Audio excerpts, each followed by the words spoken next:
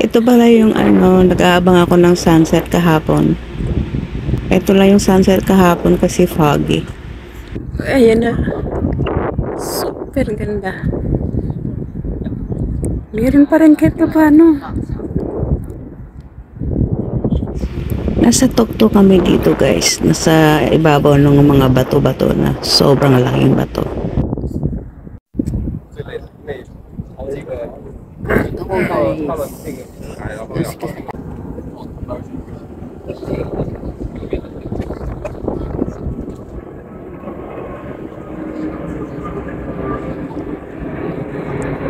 May aeroplanong dumaan.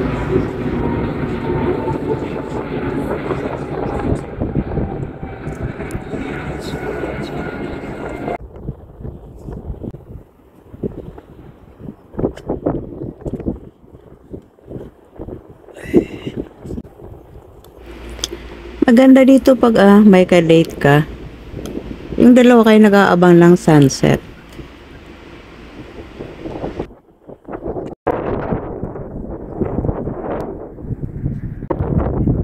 Tahimik na mga nanonood. Wala na. Medyo umano na siya, pababa na.